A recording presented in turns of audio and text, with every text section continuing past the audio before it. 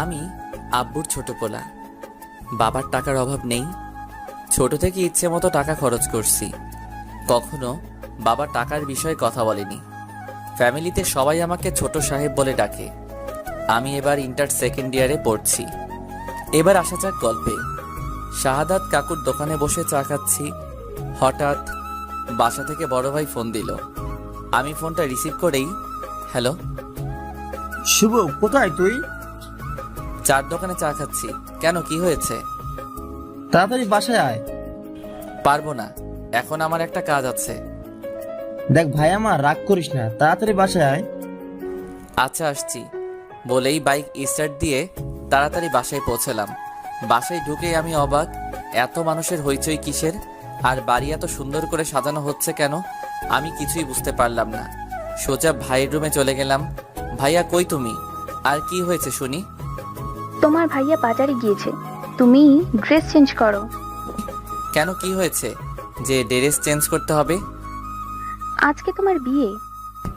আমার মাথায় তো আকাশ ভেঙে পড়লো। কি, আমার বিয়ে মানে? আজকে তোমার বিয়ে। আরে মানে কি? ভাইয়া চলে আসলো। এসেই, শুভ চল, গোসল করতে হবে। ভাইয়া আমার বিয়ে, আমাকে আগে বলবে তো? এখন তো বললাম, চল এবার তাড়াতাড়ি, লেট হয়ে যাচ্ছে। না, আমি বিয়ে করব না বলেই সোজা বাইকের কাছে এসে বাইকে উঠে যখনই বাইকে স্টার্ট দিব তখন দেখি বাইকে চাবি নেই। ভাইয়া, চাবি দাও। চাবি তো আমার কাছে না, আব্বুর কাছে, আব্বুর কাছ থেকে নিয়ে আয়। আমি আব্বুর কাছে শুনেই ভয় পেয়ে গেলাম। তখনই আব্বু আসলো। কিরে শুভ, তুই এখনো এখানে দাঁড়িয়ে আছিস? তাড়াতাড়ি গোসল করে আয়। যাচ্ছি আব্বু। মনে মনে প্রচুর রাগ হচ্ছে।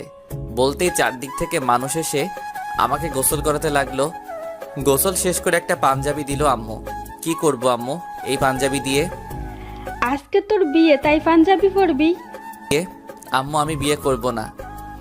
ওগো ছোট সাহেবের বাবা, তোমার ছোট সাহেব কি বলে শোনো? আরে আরে কিছু না, আমি এখনই গুছিয়ে নিচ্ছি। সবকিছু গুছিয়ে নিলাম। সারাদিন বিয়ের অনুষ্ঠান হলো। আমি প্রচুর ক্লান্ত। সন্ধ্যা হয়ে গিয়েছে। আমি সোফায় বসে আছি। হঠাৎ মামাতো বোন, চাচাতো ফুপাতো বোনেরা এসে শুরু করে দিল। ভাইয়া তুই এখনো বাইরে কেন? ভাবি তোর জন্য সেই কখন থেকে ওয়েট করছে, রুমে যা। ওই কার ভাবি? আর কার জন্য? আরে তোর বউ। পাগল নাকি? আমি তো এখনো বিয়েই করিনি। ফাজলামে বাদ দিয়ে তাড়াতাড়ি রুমে যা বলছি। যাব না। ওরা তিনজন মিলে আমাকে জোর করে রুমে পাঠালো। আমি রুমে ঢুকেই গাছের মতো সোজা হয়ে গেলাম। হায় আল্লাহ, পরি কোথা থেকে আসলো আমার রুমে? কি অপরূপ সুন্দরী! আমার লাইফে এমন মেয়ে কখনো দেখিনি। আমি কিছু না বলে সোজা খাটের উপর গিয়ে বসলাম।